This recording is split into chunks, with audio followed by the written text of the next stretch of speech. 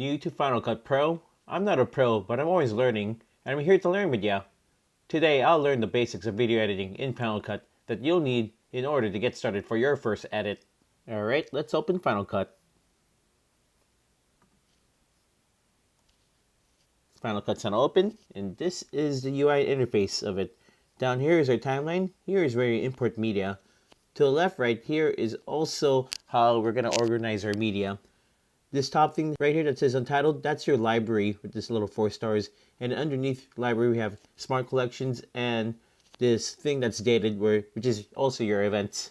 Smart Collections, I'm not too familiar with. And the whole organization with libraries and events, I'm not going to talk about it here too much. I could go over organization in another video. Alright, let's import our media. Click Import Media here. Go to my desktop, and I have some files I already have set up. Alright, here it is. I'm going to import all of them now.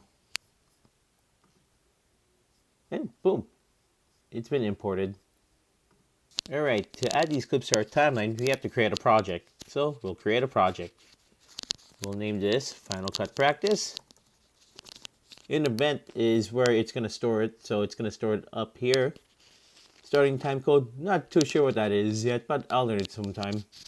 In video is the format that you want your video to be, so I'm going to keep mine at 1080p. Resolution is how big you want this frame to be and how you want your video to edit on, so I'm going to choose 1920 by 1080. Rate is your frame rate of your timeline. I'm going to choose 30 frames per second for this. Rendering, I just keep this Apple ProRes. I'm not too sure what it means either, but I'll learn it someday, along with audio and the sample rate. Now that we fill out all the information, click OK.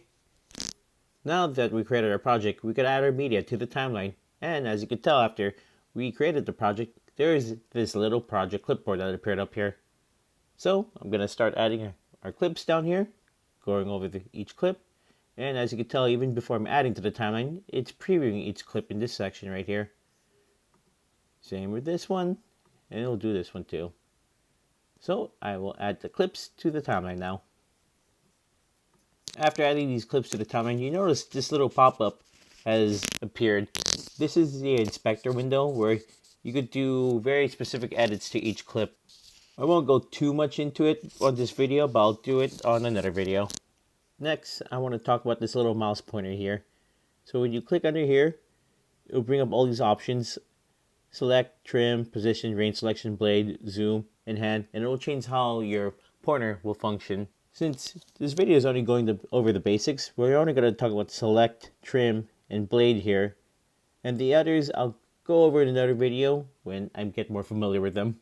So by default, we're on select, and this is your basic pointer where you just point it at the clip and you could grab a clip, move it around, similar to what we did in the media panel, but we could also do it in the timeline too. Next, we'll talk about trim.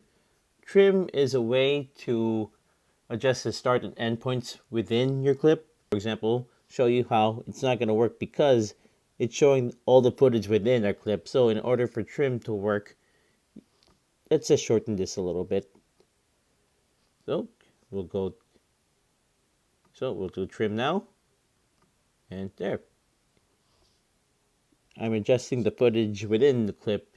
Trim is a good way, let's say if you don't want to shorten or make this longer, but you still want to keep the same length, but you want to get a certain part of within your footage. That's a good function for trim. Alright, we'll undo that. And the universal command for undo on the Mac, Command Z. Oop, too much. Now we'll talk about blade. Blade is just a way to cut a clip in any part of it. So there. We cut the clip in half. And now instead of one clip, we have 2 clips.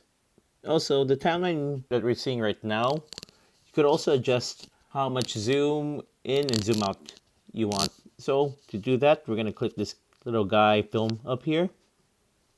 And the pop-up, as you can tell, it has this little magnifying glass. Magnifying glass plus gets bigger. Magnifying glass minus, timeline gets smaller, and you can see everything. So now that I showed you those features and we have our clips imported, I am going to clean this up a bit.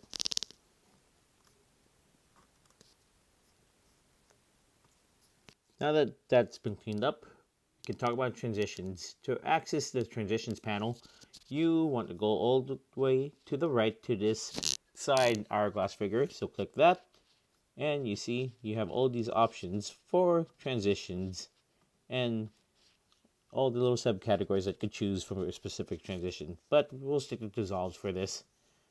I'm going to choose cross dissolve for mine. I'll put it here. So this may pop up occasionally if you add a transition. What Final Cut is saying is that there's not enough media in the end or the beginning of your clip. So in order for it to add the transition, it has to shorten it. So just click create transition, and it added the transition. As you can tell, the clip did pop forward, so the transition was able to be added. We'll play it, and then boom, there's a transition. You could also make the transition shorter or longer. Oh, we can't make this one longer because there's not enough media, but we could probably make it shorter. And look, it got shorter. Quicker transition. But we'll put that back to how it was. I'll add another transition, cross dissolve. Let's put it, let's see here. Yep, and it just added it with no issue. Next, we'll talk about titles. So we'll close our transitions panel here. Then to access titles, you want to go to the top left. It's this thing with the T and the other thing behind it. So click that. And you have all these options for your titles and the specific title within the little subheader. So I'm just going to do basic text. And I'm just going to do text as my title. So similar to other media, you just grab it and just put it here. Wherever you're in the timeline. And as you can tell, there's the text. To edit what's in the text, you just want to click it. And then you're going to click this little lines here and there. You can change the text and type whatever you want. I'm just going to call this Final Cut Practice again.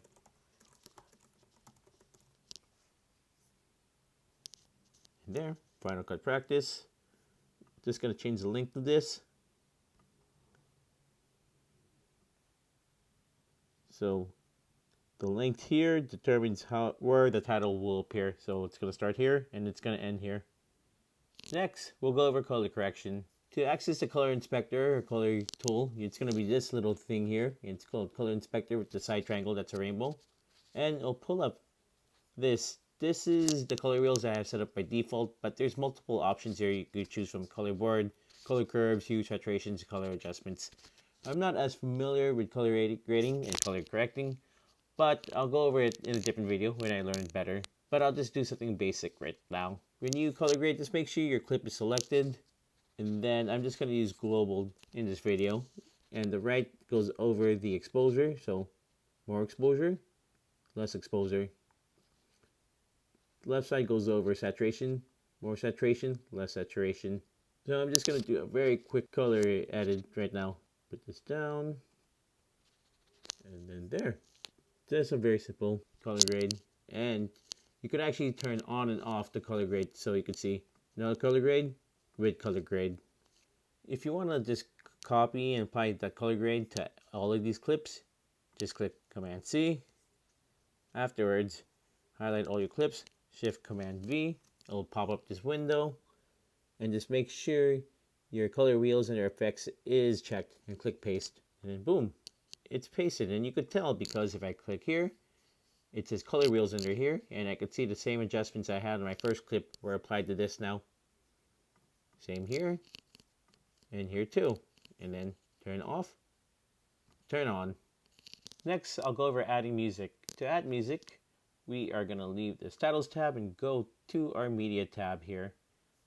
Then I have this music clip that I also uploaded at the same time when I uploaded all these clips. But same exact thing, just grab it, and boom. It's on your timeline and playing the music now. As you can tell, this music has these little sound waves underneath it. Anything that has sound will always have these little bars on it. Our clips actually didn't have sound, which is why I don't have those sound waves on them. But if they did, you would see them under here in this area, under all these clips. I'm actually going to shorten this clip because we're not going to be using all of it. So let me just clean this up, remove that. Right now, I could tell our footage and video will just end abruptly. You could also fade out your music too. To bring up the fade, you want to go to the clip and it's going to bring up this little pop-up exclamation point thing, and you just want to drag it to however far you want it. Where it starts is where the fade will begin, and then once it gets to the end, it'll completely fade out. So I'll play it again so you can hear. And then that's how you fade. To adjust the volume of your music, just click it. It'll bring it up in the inspector tab, and you can just adjust it from here. I'll just keep it at 0. And you can also type here too, just to make it easier for yourself. I'm gonna do a few more adjustments and edits on this, and maybe add a transition at the end. Then we'll be done with this. Now that we have a finished, fully edited video, we can finally export it. So to export it, you want to go to this top right of Final Cut and go to the square with the arrow pointing up sign thingy here. Click this, and you have all these options to export, but for the sake of this video, as it's only dealing with basics, we'll just do export file. Click export file, and it'll pull this up, and you can fill out your info along with your settings and the roles. As you can see, it pulls up this little thumbnail, and it's based off where this white line, I forgot what it's called, is on your timeline. So if I actually close this, move this here, click export again, export file, it'll be there and this will appear.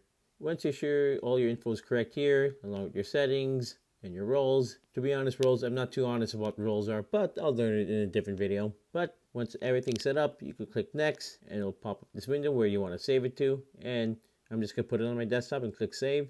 And then it's going to start rendering it. And you can see it by this little arrow thing here that it's rendering. And once it's done rendering, by default, it opens automatically on QuickTime. Here's our finished edited video in Final Cut.